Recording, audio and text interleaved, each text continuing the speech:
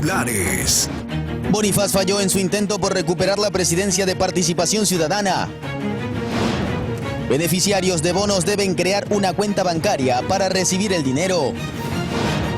Producción de 400 barriles de petróleo afectada por robo de cables. Sujetos fueron capturados por pornografía infantil en Pichincha. Decomisan 1 tonelada de cocaína en las costas de Esmeraldas. OMS aclara sobre primer caso confirmado de gripe H5N2 en humanos. Y en los deportes, Lionel Messi asegura que la selección ecuatoriana es una de las candidatas a llevarse la Copa América.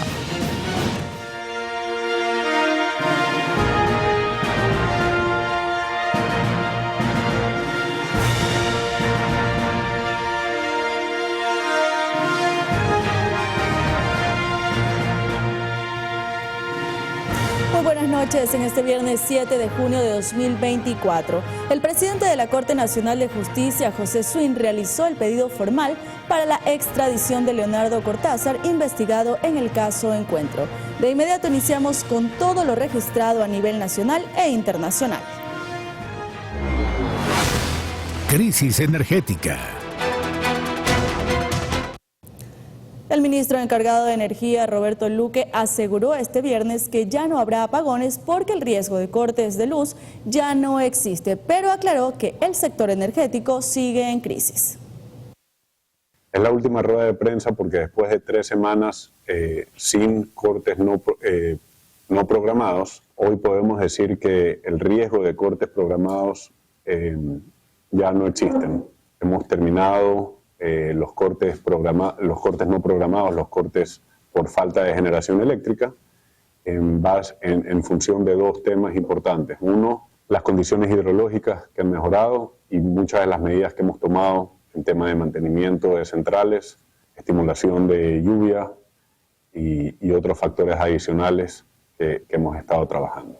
El hecho de que no hayan cortes que no son programados como los que tuvimos en abril, no quiere decir que un sector que ha tenido por años falta de inversión en generación, en mantenimiento, no esté en crisis. Y eso lo vamos a seguir atacando desde el Ministerio y desde todas las instituciones adscritas que tienen competencia en el ramo.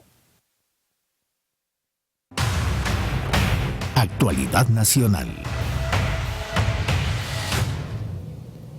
En otro tema, un tribunal de la Corte Provincial de Justicia de Manabí ratificó este viernes 7 de junio la sentencia de 1 año de cárcel contra el ex juez Bani Molina, quien en su momento favoreció con un habeas corpus al ex vicepresidente Jorge Glass y a Daniel Salcedo. Molina fue declarado culpable del delito de usurpación y simulación de funciones públicas. También tiene una sentencia por prevaricato. Además, Bani Molina fue destituido por el Consejo de la Judicatura en diciembre de 2022 por haber cometido infracción gravísima de error inexcusable en sus actuaciones como juez de la Unidad de Garantías Penitenciarias de Portoviejo.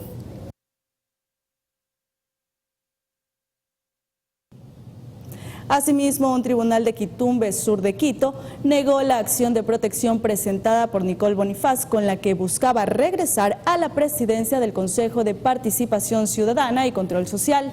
Con esto, Andrés Fantoni se mantendrá en el cargo. Los consejeros de mayoría celebraron la decisión judicial y señalaron en un comunicado que dicha acción de protección buscaba desestabilizar el trabajo independiente y técnico que están realizando.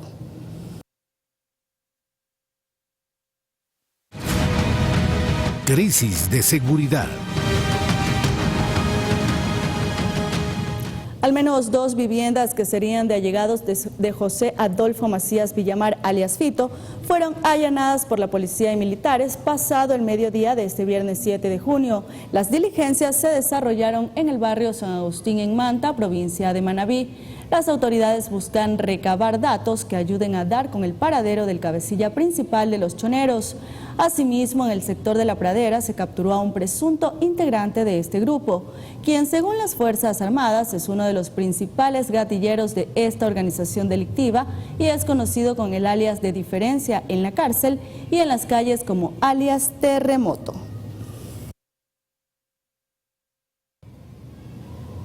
La Policía Nacional desmanteló un polígono de tiro clandestino del grupo catalogado como terrorista Los Lobos en el distrito Manta, en Manabí. Se trabajó bajo una información reservada donde se tuvo conocimiento que existía un inmueble en el circuito priorizado Montecristi, en el cual se estarían realizando varias actividades ilícitas, dentro de ellas es el expendio de sustancias sujetas a fiscalización y posiblemente en posesión de armas de fuego. Luego de hacer las primeras verificaciones y constataciones, realizamos conjuntamente con personal táctico especializado el ingreso a este inmueble, donde pudimos percatarnos de la presencia de 2 ciudadanos, uno de sexo masculino y de sexo femenino. En otros puntos de este inmueble se pudo localizar armas de fuego, entre ellas un fusil, tenemos 2 pistolas y un revólver. Asimismo pudimos encontrar municiones de diferente calibre. En el lugar sí se hizo una revisión, una explotación, pudiésemos entender de que fue adecuada quizás para realizar prácticas de tiro clandestino. Existe un lugar aplanado con un espaldón que serviría justamente para realizar estas actividades. Y mucha atención porque el Ministerio del Interior compartió un informe en el que se detallan los cantones con mayor cantidad de muertes violentas en 2024.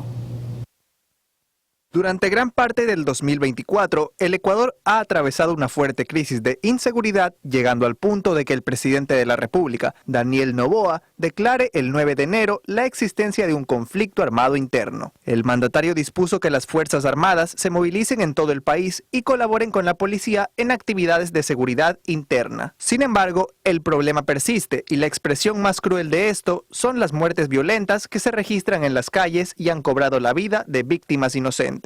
El Ministerio del Interior compartió un informe detallado de la situación que viven los 221 cantones del país, donde se revela que en los primeros 4 meses de 2024 hubo muertes violentas en 127 de ellos. Según el gobierno, en lo que va del año, las cifras de fallecidos por este motivo se han reducido en la mayoría de provincias, a excepción de Manabí y Los Ríos. Pero a pesar de ello, desde enero hasta abril se registran 1.876 homicidios a nivel nacional. En el ranking de los cantones con mayor cantidad de muertes violentas en lo que va del 2024, se puede apreciar que Guayaquil encabeza el listado con 485 decesos. En el segundo puesto le sigue Durán con 170 y completando los 5 primeros lugares están Babahoyo, Manta y Puerto Viejo con 81, 76 y 69 fallecidos respectivamente. Según el ministerio, durante el primer cuatrimestre de 2023 hubo 2.301 asesinatos a escala nacional. Si comparamos esta cifra con la manejada actualmente en 2024, se puede notar que existe una reducción del 18,5% en la tasa de mortalidad.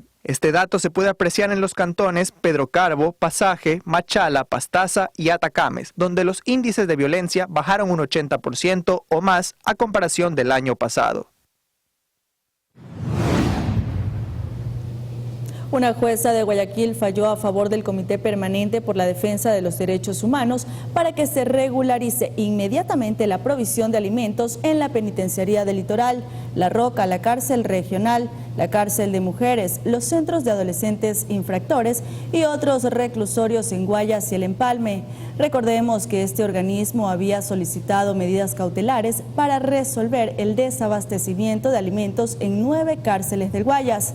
Además, se instó al SNAI a acelerar el proceso para contratar una empresa que se encargue de entregar la comida a los más de 12.000 reos de los 9 centros antes mencionados.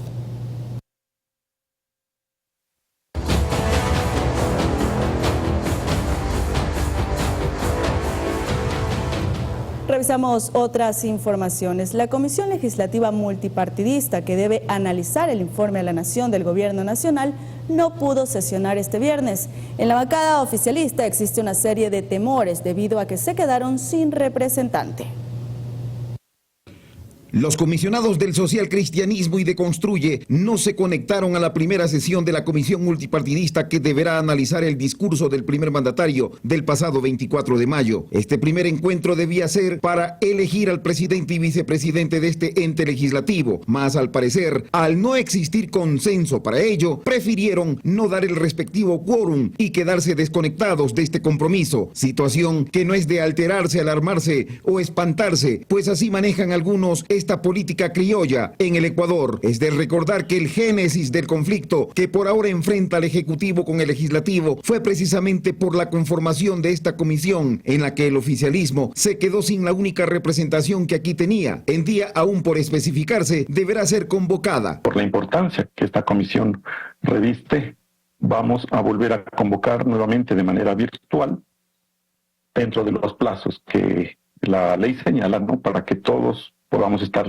presentes. En las bancadas opositoras se desmiente que vaya a darse otro tipo de interpretación al informe a la Nación que diera el presidente de la República el 24 de mayo, ya que aseguran que el análisis será y estará dentro de lo que exige la norma, es decir, que será un análisis alejado lo más posible de lo político, cosa poco creíble. Este tema de la comisión multipartidista para evaluar el informe es una comisión conformada para hacer una evaluación técnica. En ADN existe una inmensa y fundamentada preocupación, ya que no tienen representante en esta mesa parlamentaria, pues la delegada por el oficialismo, María Fernanda Jiménez, dejó la bancada del gobierno y regresó por sus fueros a gente buena. De allí que los temores de ADN de que no se realice un informe realmente inmaculado y desapasionado se profundizan grandemente. Y como ustedes conocen y saben, existe ya una nueva manera de votación, una nueva mayoría que lastimosamente se ha formado en la Asamblea Nacional, pero no para el beneficio del país, sino para sus intereses propios. Este es otro capítulo del controversial tema político que arrastra en las últimas semanas el novelesco accionar de la Asamblea. En tanto, el gobierno continúa afinando los detalles para implementar el plan de focalización del subsidio a los combustibles que ahorraría hasta 550 millones de dólares.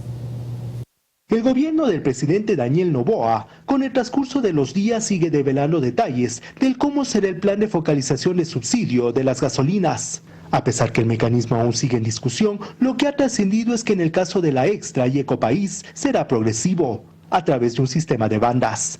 El criterio de focalización tomará en cuenta el cilindraje de los vehículos y un cruce de cuentas con el SRI. En ese cruce de cuentas, analizará la actividad económica de la persona, que el tipo de vehículo sea afín a la actividad económica, los ingresos y el patrimonio, además el uso que se le dé al automotor.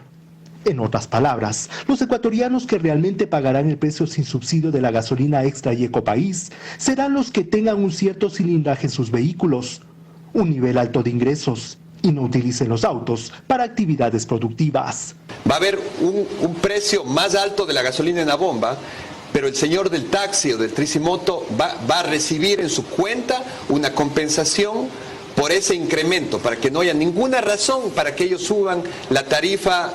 Según el régimen, el objetivo primordial es no afectar a la mayoría de la población. En el caso del diésel, más que desmontar el subsidio, se buscará atacar el contrabando. Con la eliminación de los subsidios, según una perspectiva futuro, el gobierno prevé ahorrar entre 450 y 550 millones de dólares. En 2023 el subsidio a los combustibles le costó al país 3.200 millones de dólares. En Quito, Juan Correa Rodríguez, Noticias Oromar. Este viernes, Petroecuador informó que personas armadas no identificadas ingresaron la noche del jueves 6 de junio al campo Pucuna de la provincia de Orellana, situado en el noreste amazónico del país, y robaron cables que son indispensables para la actividad petrolera. La estatal dio a conocer que el equipo de seguridad de la empresa se activó para proteger la integridad de los trabajadores, aunque no se logró identificar a los ladrones.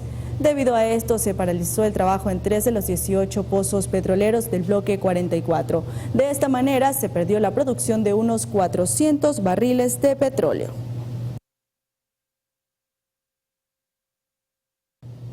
En otro tema, las abogadas Priscila Chetini y Angélica Porras se pronunciaron tras una sentencia del Tribunal Contencioso Electoral en su contra por violencia política. El Tribunal Contencioso contencioso electoral a través de Fernando Muñoz nos ha sentenciado por violencia política de género a 2 mujeres que solo tenemos nuestra voz y la verdad contra todo el poder de la fiscal general del Estado. ¿Pero por qué esta sentencia? Fernando Muñoz, cuéntele al país que usted está siendo investigado por la fiscal general del Estado, que tiene abierta una investigación previa. Esa es su imparcialidad.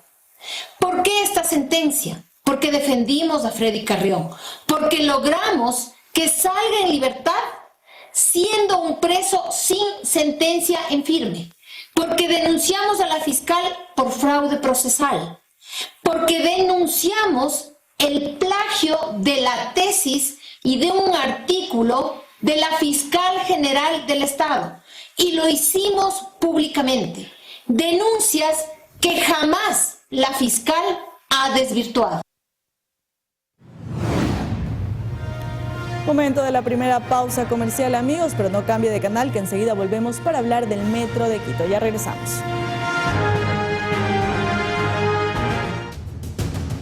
Al volver del corte. A 40 millas náuticas de las costas de Esmeraldas decomisaron 1 tonelada de cocaína. ¿Hay detenidos? Los detalles más adelante en Noticias Oromar.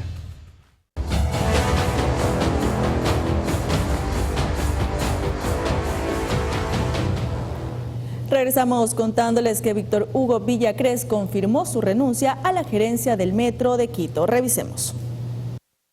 Finalmente el rumor se concretó y este viernes, Víctor Hugo Villacrés, gerente de la empresa pública metropolitana Metro de Quito, renunció a su cargo.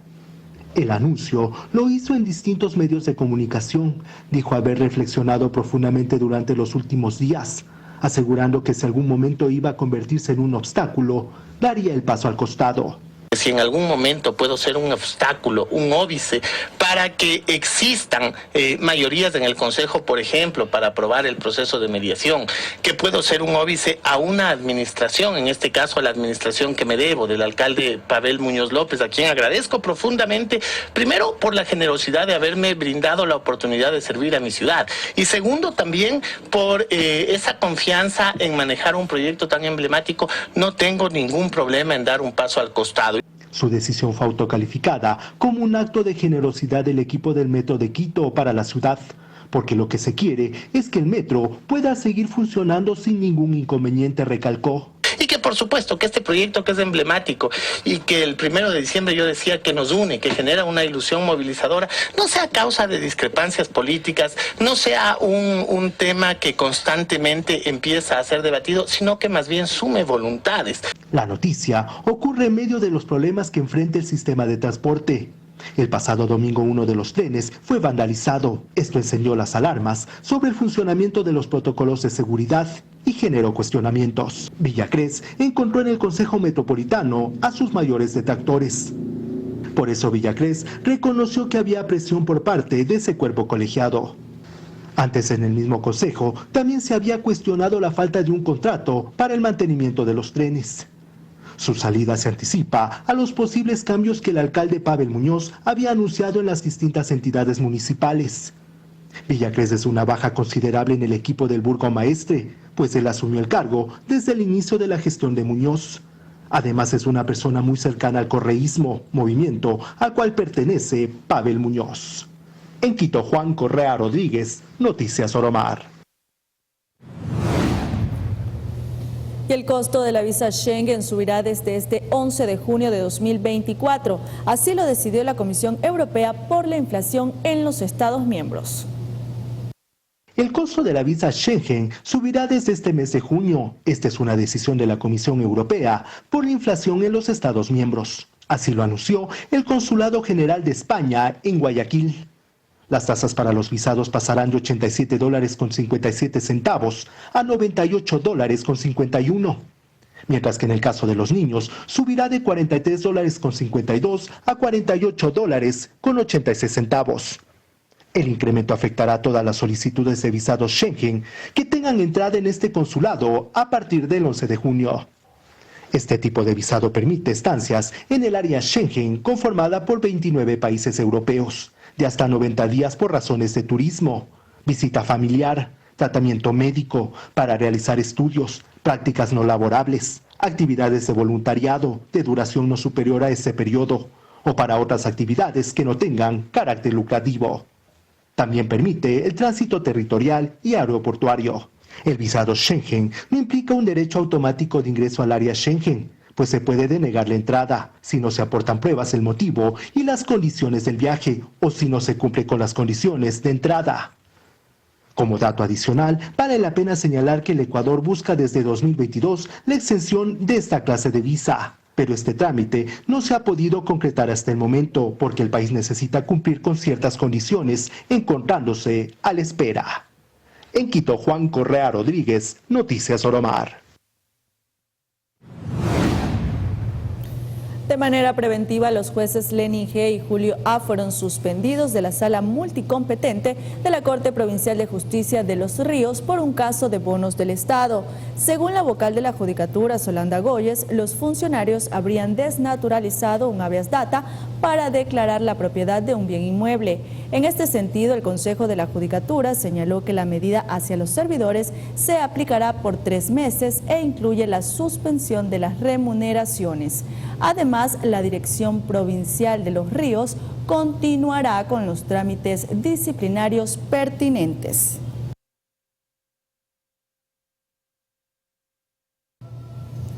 Y luego de recibir las inscripciones para ingresar a las escuelas municipales y centros de educación inicial, la Secretaría a cargo de esta área del municipio de Quito realizó el sorteo de cupos la mañana de este viernes.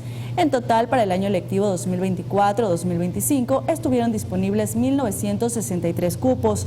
El sorteo fue transmitido por la Secretaría de Educación, Recreación y Deporte a través de su página de Facebook. Los estudiantes sorteados en este proceso podrán continuar a la etapa de matrículas.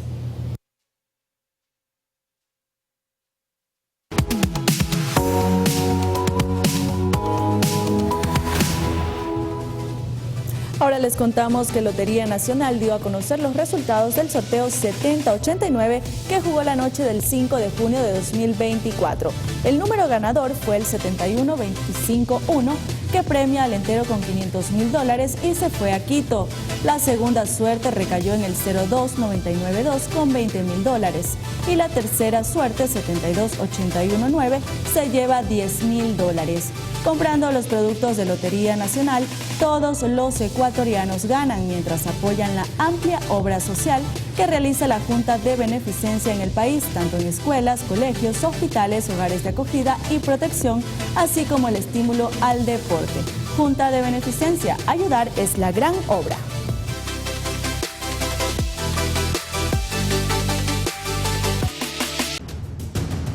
Al volver del corte. A 40 millas náuticas de las costas de Esmeraldas decomisaron 1 tonelada de cocaína. ¿Hay detenidos? Los detalles más adelante en Noticias Oromar.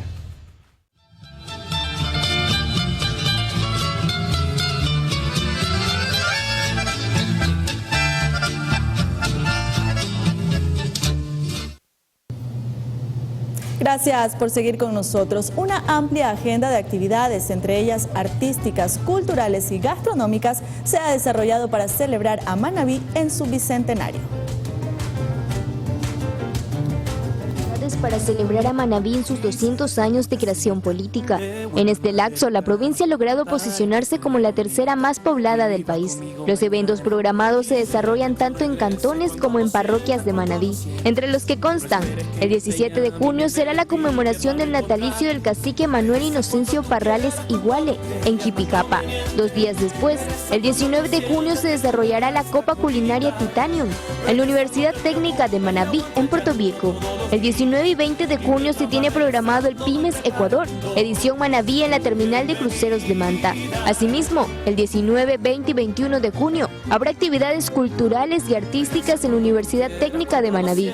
El 20 y 21 de junio se llevará a cabo la Cumbre de Inversiones 2024, evento realizado por la Congope en Cuenca y donde participará la Prefectura de Manabí. Las familias manabitas pueden acudir a todos estos eventos desarrollados para resaltar la identidad cultural de nuestra gente. Además, Además, el prefecto de la provincia, Leonardo Orlando, invita a los turistas nacionales y extranjeros para que visiten las zonas norte y sur de la provincia todo este mes de festividades. Mirly Macías, Noticias Oromar.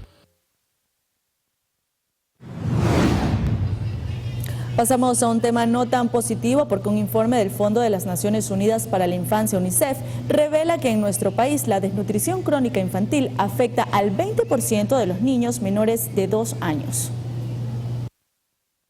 Una encuesta realizada por el Fondo de las Naciones Unidas para la Infancia, UNICEF, llevada a cabo el año pasado, revela que el 20% de niños menores de 2 años padecen desnutrición crónica infantil. Para entender la dimensión de esta problemática, es importante conocer sus múltiples causas, alimentación inadecuada y las diferentes enfermedades continuas durante los primeros años de vida, además de otras carencias como escasez de agua potable, saneamiento e higiene, así como dificultades de acceso a los servicios de salud. Que en algunas zonas del país y en algunas comunidades, vienen comunidades indígenas, vienen comunidades rurales, este número aumenta a 3 de cada 10. En el sector rural de la sierra se registra el 27.7% de niños con desnutrición crónica. Las provincias de nuestro país con mayor incidencia con niños con desnutrición son Chimborazo, Pastaza, Bolívar y Santa Elena. Está orientada a mejorar la calidad y la cobertura de los servicios de salud. Un niño desnutrido repercute en la productividad del país y tiene un impacto a lo largo de la vida de las personas. Uno de ellos es el retraso en el crecimiento. Un pequeño con desnutrición crónica puede tener problemas de aprendizaje en la edad escolar, sobrepeso, obesidad y enfermedades no transmisibles como hipertensión o diabetes en la vida adulta y además dificultades para insertarse en el mercado laboral. Por ello, es clave tomar medidas en los primeros 1000 días para prevenir esta condición. La UNICEF señala que el Ecuador debe poner fin a la desnutrición crónica, es decir, debe convertirse en política de Estado.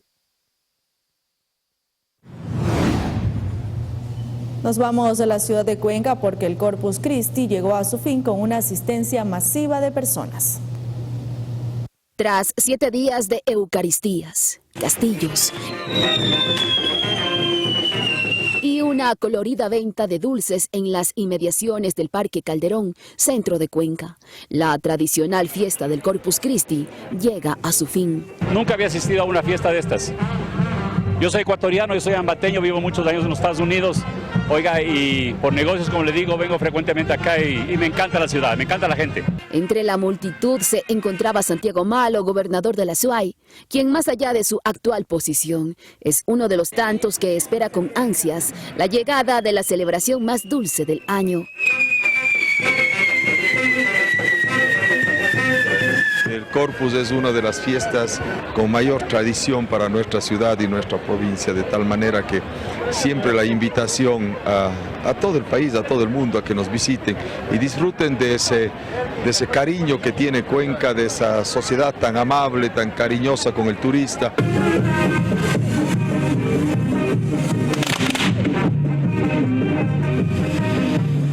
En la última noche del Corpus, uno de los priostes fue la Policía Nacional, para quien es una muestra de su compromiso con la comunidad. Cabe indicar que la venta de dulces se extenderá hasta el domingo 9 de junio, recordando que es la única oportunidad en el año para saborear los tradicionales bocadillos, aquellos que motivan a personas de otras ciudades a trasladarse a Cuenca.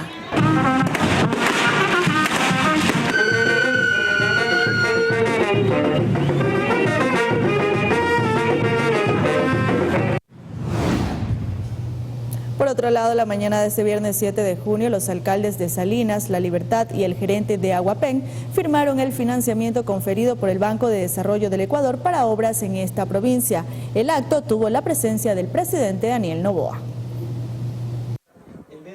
Un total de 9.7 millones de dólares fueron entregados por el Banco de Desarrollo del Ecuador para obras necesarias en el Cantón Salinas y La Libertad. La solución a la crisis fiscal que ha hecho que el riesgo país se reduzca a la mitad, que ha hecho que firmemos un acuerdo con el Fondo Monetario Internacional, hoy permite que lleguemos con buenas noticias a Salinas y Santa Elena. Hoy estamos firmando 9.7 millones de dólares, cuando en el periodo enero-mayo del año pasado no llegó $1 a Salinas. El acto, que también tuvo la presencia del presidente de la República y autoridades locales, se destacó que este financiamiento permitirá la intervención de obras viales y la construcción del Palacio Municipal de Salinas. Hoy entregamos 3 créditos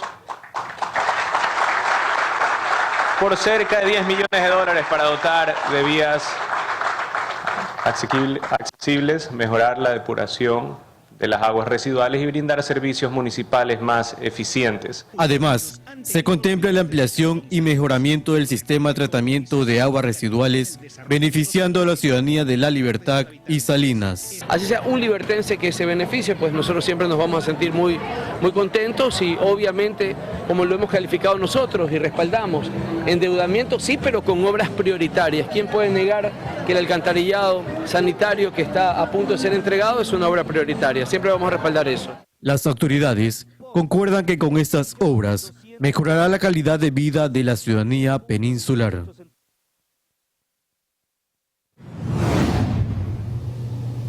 Y si usted o un familiar suyo recibe un bono por parte del MIES, preste atención a lo siguiente. Este beneficio ahora se deberá cobrar a través de una cuenta bancaria y no por ventanilla. Los beneficiarios de los diferentes bonos que entrega el Ministerio de Inclusión Económica y Social MIES ya no tendrán que acudir a las ventanillas de instituciones financieras. Ahora recibirán el pago por transferencias. Todos los ciudadanos tendrán derecho a abrir sus cuentas en la entidad que quieran y luego a registrar la cuenta en la página web del MIES y recibirán su pago del bono ahí, en su cuenta, garantizando además seguridad, porque recuerden ustedes que durante muchos años la mayor queja ha sido que suplantación de identidad, que ha habido estafa, que ha habido robo. Es que el MIES terminó el convenio con 8 concentradoras de entidades financieras como bancos y cooperativas, que permitía que los usuarios pudieran cobrar a través de ventanillas. La decisión busca optimizar los recursos, ya que esta modalidad ha generado gastos al Estado. Desde el 2013 hasta el 2024 ha generado $46.201.738.46, porque en el convenio cobra al MIES, o sea al Estado, 35 centavos por cada transferencia efectiva. Con esta cantidad de dinero que se ha gastado durante estos años, se pudo haber dado cobertura a 47.322 usuarios. Según la funcionaria, este ahorro será para beneficios sociales. Al año son alrededor de 4 millones de dólares que se paguen comisiones, que estos vayan a la cobertura de los servicios sociales, que sea totalmente seguro y finalmente que los ciudadanos y ciudadanas más pobres del país puedan acceder a la bancarización. Es importante señalar que la nueva medida regirá desde este fin de mes para quienes ya tienen una cuenta bancaria. Sin embargo, habrá un plazo de 4 meses para que los ciudadanos puedan abrir las cuentas y no existe riesgo de perder el bono, aseguró la ministra. Actualmente existen 1.404.862 beneficiarios de esta ayuda social. Tania Loor, Noticias Oromar. Por primera vez en 5 meses, la inflación en Ecuador se redujo y cayó al 2,53%. Según el INEC, este indicador es mayor en las ciudades de la costa. Según datos del Instituto Nacional de Estadística y Censos, la inflación anual de Ecuador cerró el mes de mayo con una disminución de 0,12 puntos porcentuales respecto a abril y cayó al 2,53% frente a la subida que experimentó el mes anterior. Tras haber registrado la última caída en diciembre de 2023, con una reducción de 0,02 puntos porcentuales, es la primera vez en 5 meses que la inflación disminuye en el país. Aún así, se sigue experimentando una ligera alza en los precios, ya que en el mismo mes del año pasado la inflación llegaba al 1,97% comparado con el 2,53% actual. De los 12 grupos de consumo que analiza el INEC, 5 experimentaron una disminución de la inflación. El más destacado es el de alimentos y bebidas no alcohólicas, con una reducción de 0,1 puntos porcentuales. Por otra parte, entre los grupos que más aumentaron es el de transporte con una subida del 0,01%. Respecto a las regiones, se evidencia que las ciudades de la región costera tienen una inflación mayor a la media. Las de la región sierra es menor, aunque en esta ocasión la zona costera experimentó una variación mensual del menos 0,17% que la sierra, que se ubicó en menos 0,06%. En comparación con otros países de Sudamérica como Chile y Colombia, La inflación de Ecuador se mantiene en niveles menores. María José Pino Argote, Noticias Oromar.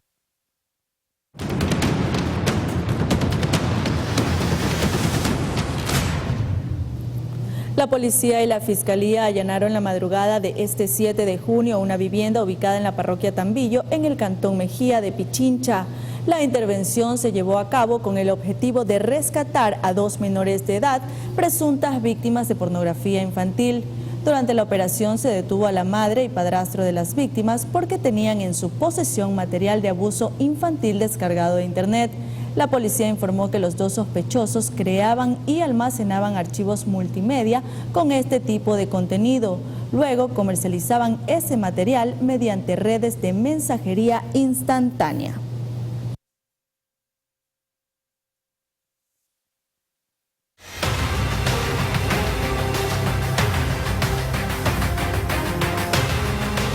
Esta tarde en Guayaquil, una estudiante del colegio Leonidas García fue impactada por una bala perdida mientras caminaba por la avenida Casuarina cerca al establecimiento educativo.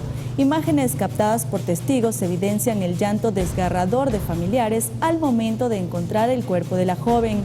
Se desconoce el origen del disparo o si se produjo algún hecho violento cerca del lugar. Pese a los esfuerzos de personas por prestarle auxilio, la víctima habría fallecido en el lugar. Esta muerte colateral se produce en un sector del distrito Nueva Prosperina, el más violento y peligroso de Guayaquil.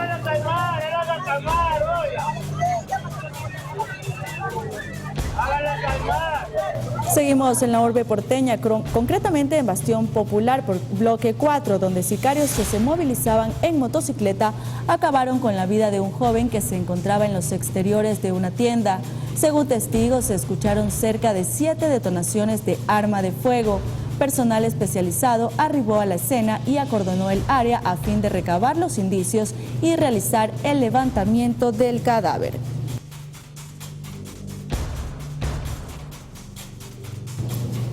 La noche de este jueves, los moradores del sector Fortín en Guayaquil vivieron momentos de pánico al encontrar fundas negras con partes de un cuerpo desmembrado en su interior.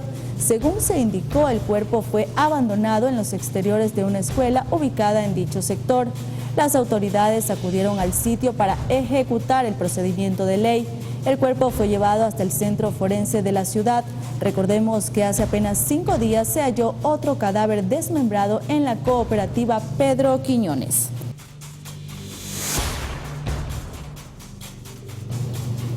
Y en horas de la madrugada de hoy, un hombre identificado como Leonardo Santamaría, de 42 años, fue asesinado en la ciudadela Las Crucitas del cantón Machala, en la provincia del Oro. Según se dio a conocer, el hombre se encontraba en una reunión familiar, pero decidió ir a comprar más bebidas a una tienda de dicho sector.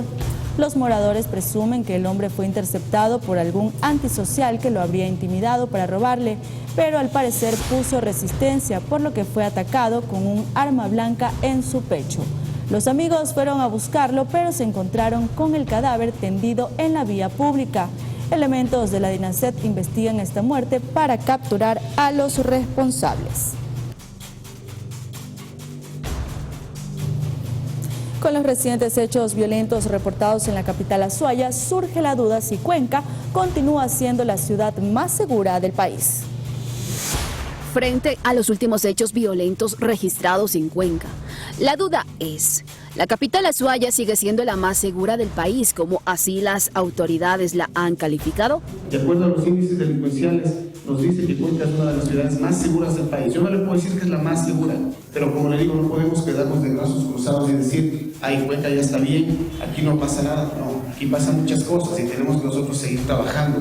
Y eso precisamente intentó denotar el gobernador de la Azuay, Santiago Malo, luego de las declaraciones del alcalde Cristian Zamora, quien dio a entender que no hay una coordinación en pro de la seguridad. No es nuestra responsabilidad la seguridad, pero sí hemos venido coordinando de la mejor manera antes. Le hago un llamado al gobernador para que se siente con las autoridades locales porque él solo no va a poder. A lo que Malo señaló que semanalmente se desarrolla una planificación. Cada miércoles una mesa de seguridad con entidades municipales y de gobierno. Y en esa mesa se trata todas las acciones que se van a hacer en los próximos días en función de las necesidades de cada uno de los sectores, los barrios y los cantones, para los barrios y las parroquias, para poder actuar en los diferentes operativos. Se mostró preocupado de la situación tras un reciente impasse a través de un video que señaló que ha habido uno que otro incidente. Vivo la misma realidad de todos ustedes y de toda la colectividad y me preocupa. Y eso sí, le pongo como una prioridad para poder sanear nuestra sociedad. Mediante una operación militar en la costa de Esmeralda, se decomisó una embarcación con 49 bultos de sustancias sujetas a fiscalización. Las Fuerzas Armadas no informaron si hubo detenidos y la carga decomisada a 40 millas náuticas de la provincia fronteriza es de aproximadamente 1 tonelada de clorhidrato de cocaína. Y de esta manera, Tania, le ponemos punto final a la información, pero lo dejamos, como siempre, con la fábrica de guerreros. Así es, pero recuerden también que el domingo tenemos más información. Excelente fin de semana. Buenas noches. Ya empieza BLN.